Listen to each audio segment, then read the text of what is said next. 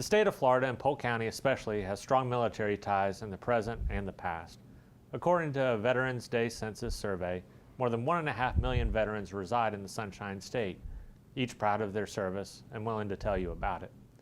An exhibition at the Polk County History Center has been developed to collaborate with the state's Victory Florida goal, marking the 70-year anniversary of V-Day, or Victory Day, which marked the end of World War II in 1945. One proud Floridian tells us about his contribution to the World War II efforts coming up on Polk Place.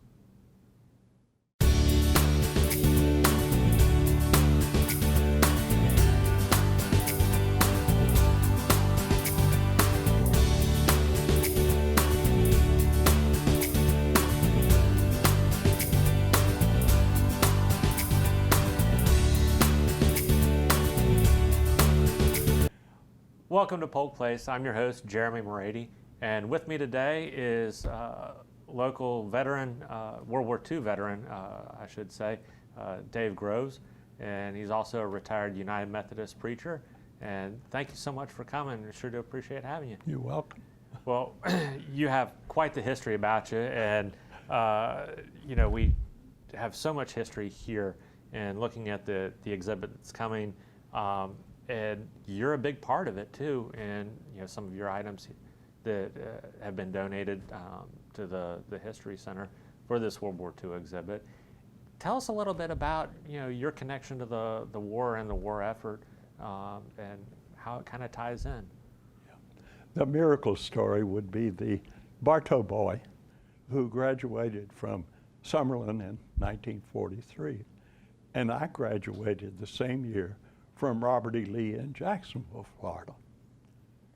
Both of us were young men right out of high school. And who is this gentleman? Tharp, Thomas Tharp, okay. President of the class of 43 of Bartow High School. Okay. Yeah. His path and my path paralleled in this great World War II. He went to Florida Southern for a couple of months and then decided he would go to war and joined the Army and took basic training in Georgia, South Carolina, and Maryland, and landed at Normandy on D-Day. And I graduated from high school and joined the Army at Camp Blanding and went to Texas for training, and then to University of Cincinnati for OCS and ASTP, and Eisenhower said, well, everybody that's had infantry training needs to come help us take Europe. So that was the end of that plan. So we landed at Marseille in October after D-Day. And that's in the south of France. South France, yes. So Eisenhower wanted to do the pincher and catch 400,000 German soldiers inside, but it didn't work because of the French hedgerows. One German soldier with 2 bazookas and a machine gun could hold up a whole division for 3 days or 3 weeks, and it took them 6 months to get the tanks with the hedge trimmers on the front of them to take out the hedgerows. But the parallel of Mr. Tharp's life and mine is just uncanny. And the eerie part about it is that it was just in the last month that I've discovered that he fought with me in the middle of France, Alsace-Lorraine, along the Moselle River in November of 1944.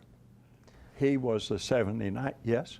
Oh no, I just wanted to ask you, how was it that, you know, after all this time, you know, your life has gone on. He unfortunately, you know, gave his life for his country in the invasion with D-Day. But all this time goes by. You could have been there. You could have known each other, but there was no connection until you were asked to do what? Yes, Jeremy, Mayor A.J. Jackson said to me 2 years ago, David, I visited Epinal and put flags on our hero's tombstone in the National museum in Epinal, France. Well, it didn't register with me because I had fought through Epinal. Several years later, the mayor came and said, David, would you do the invocation at the dedication and the gift of the Thomas Tharpe Way to the Bartow High School? And I said, well, of course, I'd be glad to do that.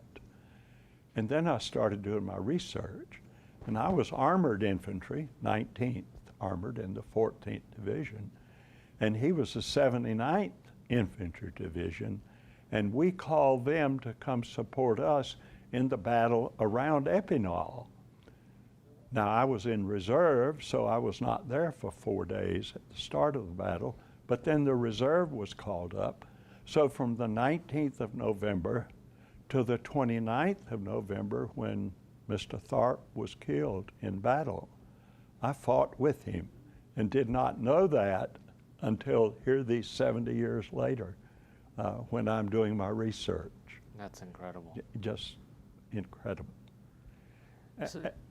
So now, with that, you know, you obviously have this, you know, greater connection now that that you've learned. What was it that, I mean, there were so many men, you know, fighting at the time, you know, absolutely incredible things that you must have seen. I mean, not necessarily incredible in the sense of wonderful, but you know, very horrific, but unbelievable. Things that you really can't imagine, I don't think. What did you learn during that time? What types of things did you experience? Well, that calls for a series of small sermons about what is your theology of death? Mm-hmm. Do you believe Presbyterian style that if you're going to get it, you're going to get it? Mm-hmm. And most of us did believe that. It has a calming influence. I do not know in the providence of God how a good buddy, a beautiful person, it dies, and a sorry soldier lives through it. We can measure it. Or without measuring it, there is no explanation that I know that we could describe how this occurs. I fought with that young man. He could have been beside me, could have been shooting a tank with me across the Moselle River. I can't tell you because I did not identify. I know that there Not were exactly the time to make introductions when you're trying that's to correct. shoot at other guys shooting at I you. know that there were 6,000 people killed in that battle from the start of the Moselle campaign and the completion of Hatten-Rittershoffen. And 5,600 of them are buried today in that little cemetery at Epinal as a national cemetery. Have you been back to visit since? No, I have not, and at my age now, I went to Europe for a month visit 60 years after the great battle was over. But I did not go to Epinal, and nor did I go to Hatten-Rittershoffen, which was a part of that battle. But I've got pictures, and I've given my stories to the Polk Historical Museum, 400 pages of them, and all of these artifacts that I sent back. You know, you could take a motorcycle goggles that you took off of a motorcycle courier that you had to shoot, and they're in the museum now because I just put them in a little box and wrote free on it and sent them home to my mom and daddy, and they were in my suitcase. Wow. Yeah. Well, what other types of items have you donated for this exhibit? Well, I've got the courier cases that that same motorcycle fellow was carrying, and I do not have the original because his courier pack had German communication and strategy in it, and I gave it to our colonel, and the colonel gave it to the general, and they sent it to headquarters and read it and used it. But I have two brand new, never opened leather communication cases, and one of them's in the display. They're couriers that rode motorcycles, carried those to write messages and deliver code and messages back and forth. Long the days before email. Yes. I've got, amazingly enough, probably 200 buttons from their button factory. I've got a ersatz, or artificial mitten, that the Germans had to use, made out of wood. A mitten made out of A wood? mitten made out of wood to keep the, it was the coldest winter in 100 years. Wow. And you'll have to see it. There are probably 200 items in there that I sent back from the war. Wow. Absolutely incredible. I want to get over there and see those I hope myself.